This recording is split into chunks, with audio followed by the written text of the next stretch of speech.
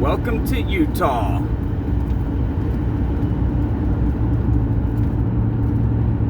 Same as Wyoming, but a little bit greener.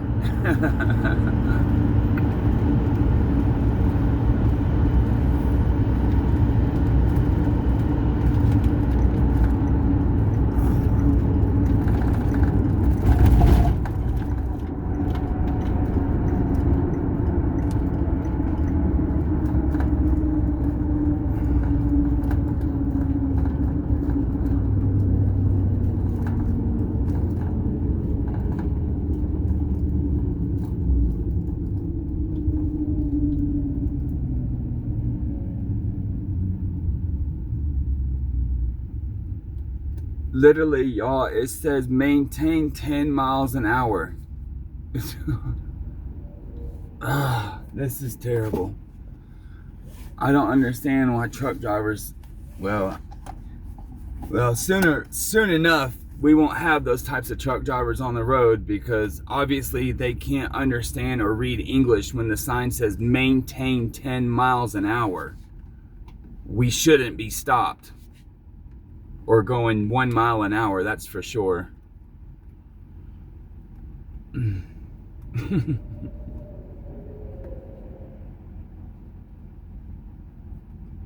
Wow.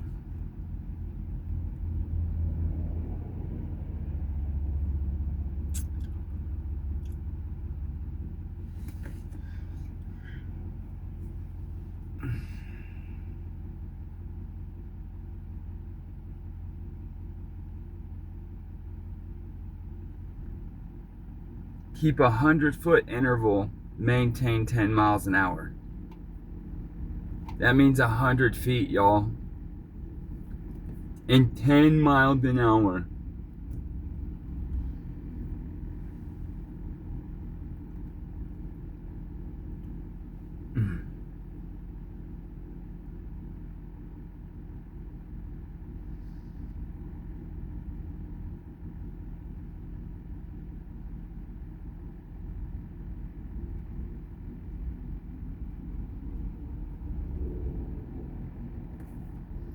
This is part of that driving stuff I was talking about earlier.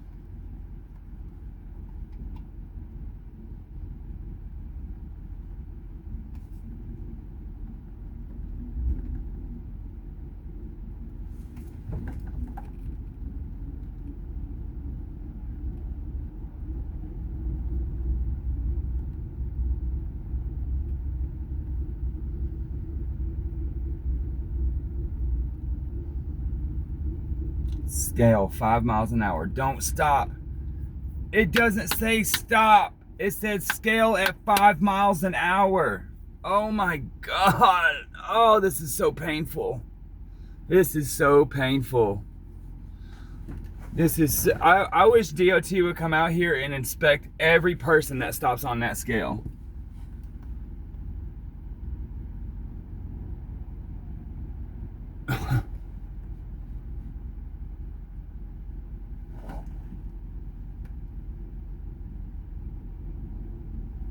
Wow.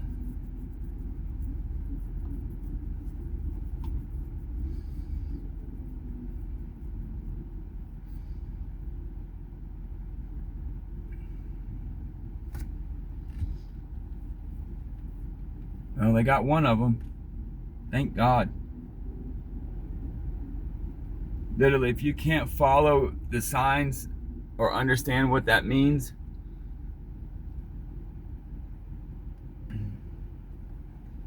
this is incredible.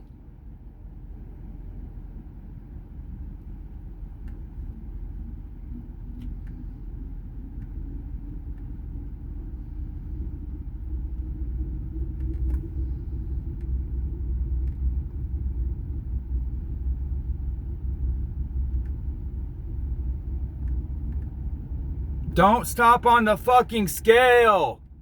It says cross at 5 miles an hour. God, these people are fucking dumb. I mean, literally dumb. There you go, bro. Wow, somebody got it right finally. There you go. Good job.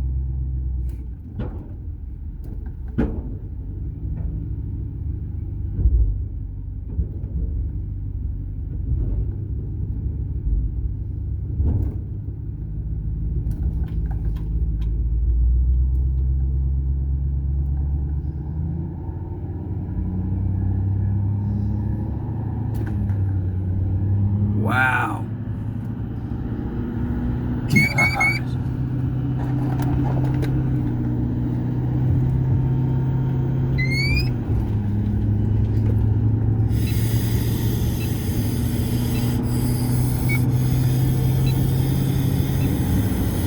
Gotta pay that stupid tax.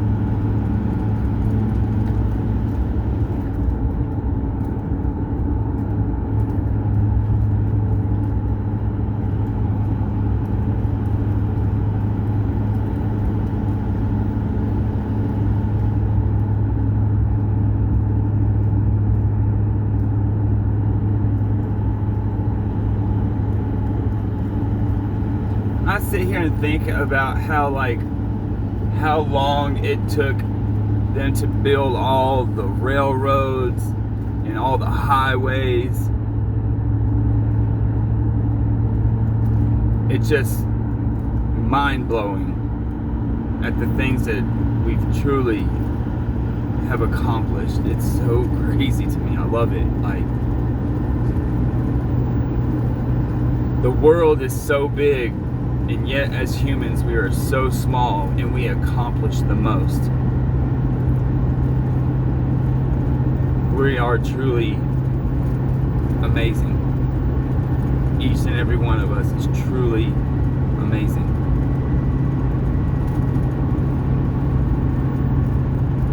I mean, to even just be born, like I said before, it's a miracle. I mean, it's truly amazing. It's a miracle. It's awesome.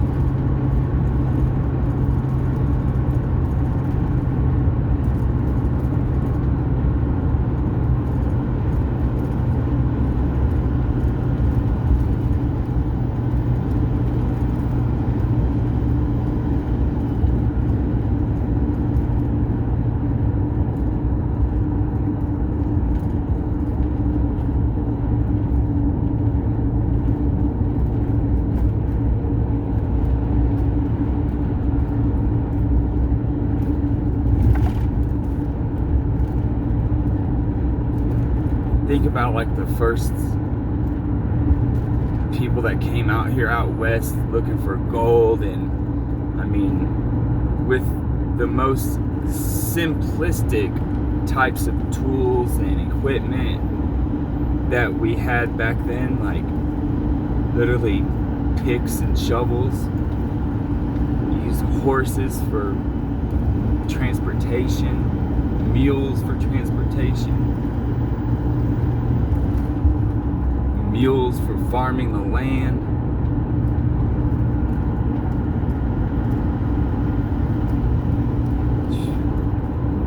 We've came so far in such a small period of time.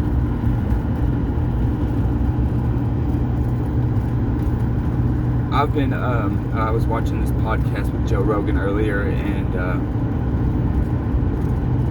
his guest was a guy that was involved with like the CIA and the NSA, and doing like a remote viewing like operations and stuff. And if you don't know what a remote viewing is, it's basically a human that can be in one spot, and by whatever powers that God has given them to be able to use their mind, they can find people, they can find objects, they can literally, like, one of the tests that he was talking about was that they put some like confidential paperwork in a closed safe in an office miles and miles away from where this person was located at, and that person was able to describe what was on those documents, where those documents were. And it's, you know, the guy that was the guest is given, you know, he was very much skeptical of like this being possible, and they were like, well, somebody told you this information, and then he would test it again, and obviously like they tested it to be true, obviously. So now this guy is obviously a true believer in this stuff because he's seen it with his own eyes. But you know, they had started doing this because they had gotten word that the Russians had been using remote viewers to try to get, you know, intellectual property from the United States and other countries, obviously trying to steal, you know, our confidential and private information, our war plans, you know, all of our secrets. They were trying to steal our secrets by using these people that can do this remote viewing stuff. So we had started a program. The government had started this remote viewing program as well, and they use it to find all kinds of stuff. There was a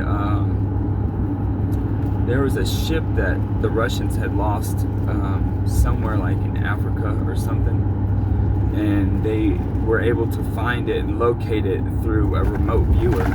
And we as Americans, our government was able to go over there and extract this vehicle and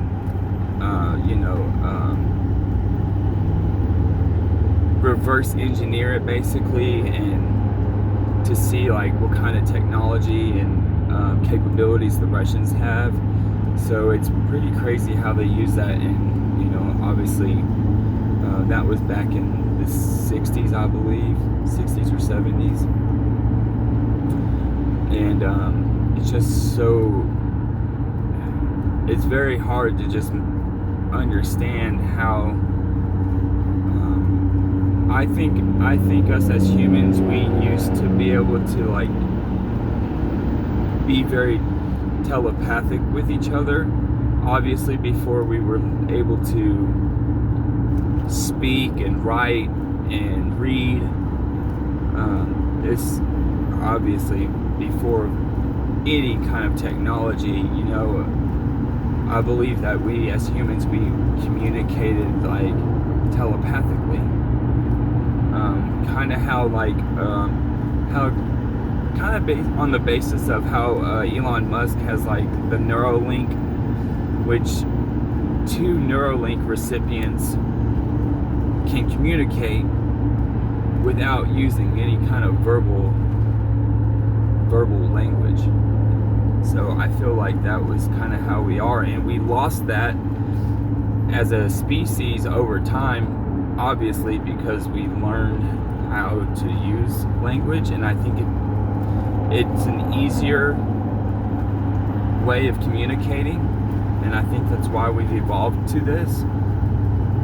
But I think before all that, we were able to actually, you know, communicate telepathically, is my true belief. But something else, they like Area 51 and extraterrestrial life, you know, there's a lot of things that have been declassified and that have been coming out over the past, you know, few years and recently. And you know, all that stuff is highly secretive. It's compartmentalized, like, and this gentleman was also, he's been to Congress and stuff, trying to get Congress to pass it to where that they can open up and declassify some of this stuff so we can learn more, because with physics and science and all this stuff, you know, once you get to a point where we have gone as far as our understanding goes, of different types of materials and gases and things like that they've actually recovered from some of these non-human vehicles, and those, they've tried to reverse engineer these things, and they can't do it, you know, because we're just not smart enough. And so this guy's trying to get it to where that they can open that stuff up, so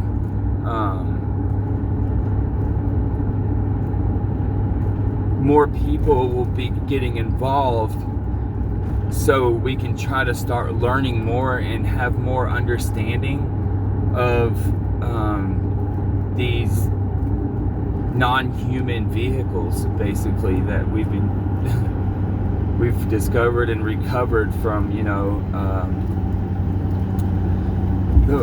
There was a lady that they had quoted that she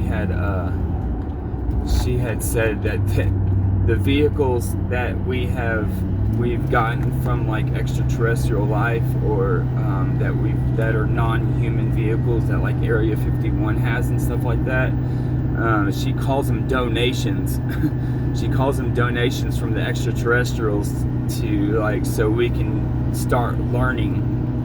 So it's so, I mean, obviously the galaxies are so large, our solar system is so large. There's other life out there. I truly believe that.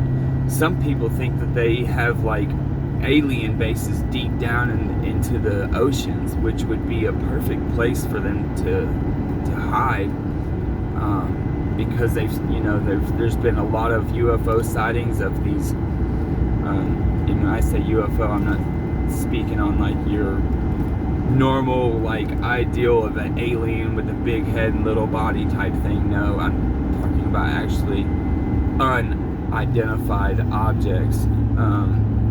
You know, these things have been seen coming up out of the oceans at high rates of speed, stuff that we can't even understand because we're not advanced enough as humans to understand how to make things move that fast, or what materials or what kind of gas it takes.